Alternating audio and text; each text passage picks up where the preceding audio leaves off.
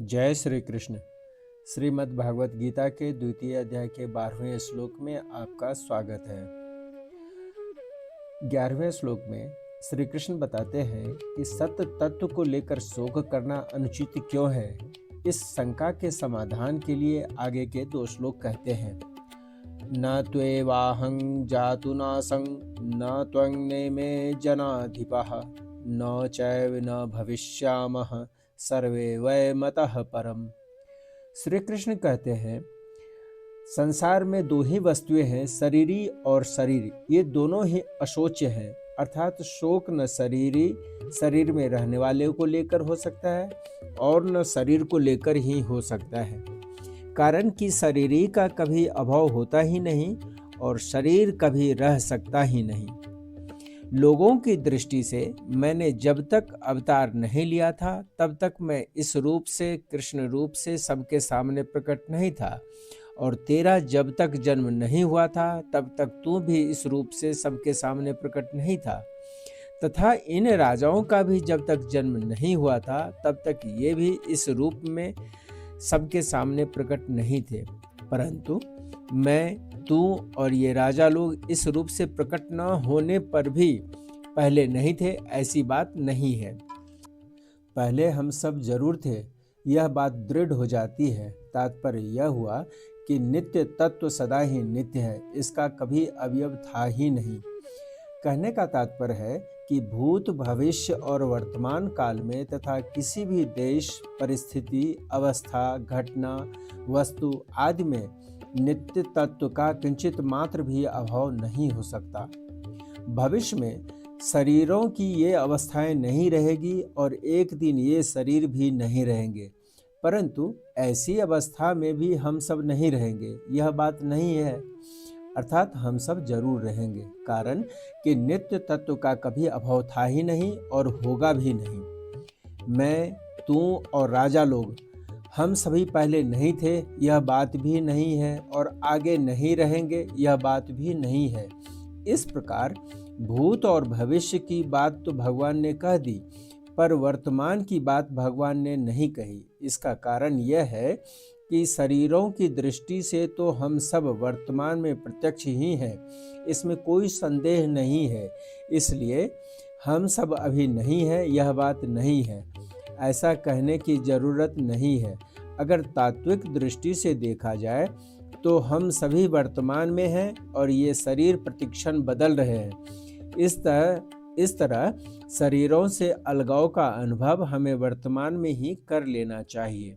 तात्पर्य है कि जैसे भूत और भविष्य में अपनी सत्ता का अभाव नहीं है, ऐसे ही वर्तमान में भी अपनी सत्ता का अभाव नहीं है, इसका अनुभव करना चाहिए। जैसे प्रत्येक प्राणी को नींद आने से पहले भी यह अनुभव रहता है कि अभी हम हैं, और नींद खुलने पर भी यह अनुभव रहता है कि अभी हम हैं, तो नींद की अवस्था में भी हम वैसे के वैसे ही थे, केवल बाह्य जानने की सामग्री का अभाव था, हमारा अभाव नहीं था। ऐसे ही मैं, तू और राजा लोग हम सब के शरीर पहले भी नहीं थे और बाद में भी नहीं रहेंगे, तथा अभी भी शरीर प्रतिक्षण नाश की ओर जा रहे, परंतु हमारी सत्ता पहले भी थी, पीछे भी रहेगी और अभी भी वैसी की वैसे ही है। हमारी सत्ता कालातीत तत्व है, क्योंकि हम उस काल के भी ज्ञाता है, अर्थात भूत, भविष्य और वर्तमान, ये तीनों काल हमारे जानने में आते हैं। उस कालातीत तत्व को समझाने के लिए ही भगवान ने यह श्लोक कहा है। जो आदि में और अंत में नहीं रहता, वह मध्य में कैसे नहीं रहता, क्योंकि वह तो हमें दिखता है। इसका उत्तर यह है कि जिस दृष्टि से, अर्थात जिस मन, बुद्धि और इंद्रियों से दृश्य का अनुभव हो रहा है, उन मन, बुद्धि, इंद्रियों सहित वह दृश्य प्रतिक्षण बदल रहा है, वे एक क्षण भी अस्थायी नहीं है। ऐसा होने पर भी जब स्वयं दृश्य के साथ तादात्म्य कर लेता है, तब वह दृष्टा अर्थात देखने वाला बन जाता है। जब देखने के साधन मन, बुद्धि, इंद्रियां और दृश्य मन, बुद्धि, इंद्रियों के विषय ये सभी एक क्षण भी स्थायी नहीं है, तो देखने वाला स्थायी कैसे सिद्ध होगा। तात्पर्य है कि देखने वाले की संज्ञा तो दृश्य और दर्शन के संबंध में ही है। दृश्य और दर्शन से संबंध न हो तो देखने वाले की कोई संज्ञा नहीं होती, प्रत्युत उसका आधार रूप जो नित्य तत्व है वही रह जाता है। इस श्लोक में परमात्मा और जीवात्मा के साधर्म का वर्णन है। भगवान कहते हैं कि मैं कृष्ण रूप से, तू अर्जुन रूप से तथा सब लोग राजा रूप से पहले भी नहीं थे और आगे भी नहीं रहेंगे, पर सत्ता रूप से हम सब पहले भी थे और आगे भी रहेंगे। तात्पर्य है कि मैं, तू तथा राजा लोग ये तीनों शरीर को लेकर तो अलग अलग हैं, पर सत्ता को लेकर एक ही है। शरीर तो पहले भी नहीं थे और बाद में भी नहीं रहेंगे, पर स्वरूप की सत्ता पहले भी थी, बाद में भी रहेगी और वर्तमान में भी है। जब ये शरीर नहीं थे तब भी सत्ता थी, और जब ये शरीर नहीं रहेंगे तब भी सत्ता रहेगी। एक सत्ता के सिवाय कुछ नहीं है। भूतकाल और भविष्यकाल की घटना जितनी दूर दिखती है उतनी ही दूर वर्तमान भी है। जैसे भूत और भविष्य से हमारा संबंध नहीं है, ऐसे ही वर्तमान से भी हमारा संबंध नहीं है। जब संबंध ही नहीं है तो फिर भूत, भविष्य और वर्तमान में क्या फर्क हुआ? ये तीनों काल के अंतर्गत हैं, जबकि हमारा स्वरूप काल से अतीत है। काल का तो खंड होता है, पर स्वरूप अखंड है। शरीर को अपना स्वरूप मानने से ही भूत, भविष्य और वर्तमान में फर्क दिखता है। वास्तव में भूत, भविष्य और वर्तमान विद्यमान है ही नहीं। अनेक युग बदल जाए तो भी शरीर बदलता नहीं, वह का वही रहता है, क्योंकि वह परमात्मा का अंश है। परंतु शरीर बदलता ही रहता है, क्षण मात्र भी वह नहीं रहता।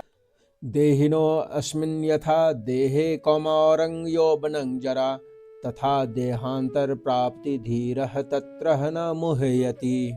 शरीरधारी के शरीर में पहले बाल्यावस्था आती है, फिर युवावस्था आती है और फिर वृद्धावस्था आती है। तात्पर्य है कि शरीर में कभी एक अवस्था नहीं रहती, उसमें निरंतर परिवर्तन होता रहता है। यहाँ शरीरधारी के इस शरीर में ऐसा कहने से सिद्ध होता है कि शरीर अलग है और शरीर अलग है। शरीरी दृष्टा है और शरीर दृश्य है। अतः शरीर में बालकपन आदि अवस्थाओं का जो परिवर्तन है वह परिवर्तन शरीरी में नहीं है। जैसे शरीर की कुमार, युवा आदि अवस्थाएं होती है, ऐसे ही देहांतर की अर्थात दूसरे शरीर की प्राप्ति होती है। जैसे स्थूल शरीर बालक से जवान एवं जवान से बूढ़ा हो जाता है, तो इन अवस्थाओं के परिवर्तन को लेकर कोई शोक नहीं होता। ऐसे ही शरीरी एक शरीर से दूसरे शरीर में जाता है तो इस विषय में भी शोक नहीं होना चाहिए। जैसे स्थूल शरीर के रहते रहते कुमार, युवा आदि अवस्थाएं होती है, ऐसे ही सूक्ष्म और कारण शरीर के रहते रहते देहांतर की प्राप्ति होती है। अर्थात जैसे बालकपन, जवानी आदि स्थूल शरीर की अवस्थाएं हैं, ऐसे देहांतर की प्राप्ति मृत्यु के बाद दूसरा शरीर धारण करना सूक्ष्म और कारण शरीर की अवस्था है। स्थूल शरीर के रहते रहते कुमार आदि अवस्थाओं का परिवर्तन होता है, यह तो स्थूल दृष्टि है। सूक्ष्म दृष्टि से देखा जाए तो अवस्थाओं की तरह स्थूल शरीर में भी परिवर्तन होता रहता है। बाल्यावस्था में जो शरीर था वह युवावस्था में नहीं है। वास्तव में ऐसा कोई भी क्षण नहीं है जिस क्षण में स्थूल शरीर का परिवर्तन न होता हो। ऐसे ही सूक्ष्म और कारण शरीर में भी प्रतिक्षण परिवर्तन होता रहता है, जो देहांतर रूप से स्पष्ट देखने में आता है। अब विचार यह करना है कि स्थूल शरीर का तो हमें ज्ञान होता है, पर सूक्ष्म और कारण शरीर का हमें ज्ञान नहीं होता। अतः जब सूक्ष्म और कारण शरीर का ज्ञान भी नहीं होता तो उनके परिवर्तन का ज्ञान हमें कैसे हो सकता है? इसका उत्तर है कि जैसे स्थूल शरीर का ज्ञान उसकी अवस्थाओं को लेकर होता है, ऐसे ही सूक्ष्म और कारण शरीर का ज्ञान भी उसकी अवस्थाओं को लेकर होता है। स्थूल शरीर की जागृत, सूक्ष्म शरीर की स्वप्न और कारण शरीर की सुषुप्ति अवस्था मानी जाती है। मनुष्य अपनी बाल्यावस्था में अपने को स्वप्न में बालक देखता है, युवावस्था में स्वप्न में युवा देखता है और वृद्धावस्था में स्वप्न में वृद्ध देखता है। इससे सिद्ध हो गया कि स्थूल शरीर के साथ साथ सूक्ष्म शरीर का भी परिवर्तन होता है। ऐसे ही सुषुप्ति अवस्था बाल्यावस्था में ज़्यादा होती है, युवावस्था में कम होती है और वृद्धावस्था में बहुत कम हो जाती है। अतः इससे कारण शरीर का परिवर्तन भी सिद्ध हो गया। दूसरी बात, बाल्यावस्था और युवावस्था में नींद लेने पर शरीर और इंद्रियों में जैसी ताजगी आती है, वैसी ताजगी वृद्धावस्था में नींद लेने पर नहीं आती। अर्थात वृद्धावस्था में बाल्य और युवा अवस्था जैसा विश्राम नहीं मिलता है। इस रीति से भी कारण शरीर का परिवर्तन सिद्ध होता है। जिसको दूसरा देवता, पशु, पक्षी आदि का शरीर मिलता है, उसको उस शरीर में मैं यही हूँ ऐसा अनुभव होता है, तो यह सूक्ष्म शरीर का परिवर्तन हो गया। ऐसे ही कारण शरीर में स्वभाव प्रकृति रहता है, जिसको स्थूल दृष्टि से आदत कहते हैं। वह आदत देवता की और होती है तथा पशु पक्षी आदि की और होती है। तो यह कारण शरीर का परिवर्तन हो गया। अगर शरीरी का परिवर्तन होता तो अवस्थाओं के बदलने पर भी मैं वही हूँ ऐसा ज्ञान नहीं होता, परंतु अवस्थाओं के बदलने पर भी जो पहले बालक था, जवान था, वही मैं अब हूँ ऐसा ज्ञान होता है। इससे सिद्ध होता है कि शरीरी में अर्थात स्वयं में परिवर्तन नहीं हुआ है।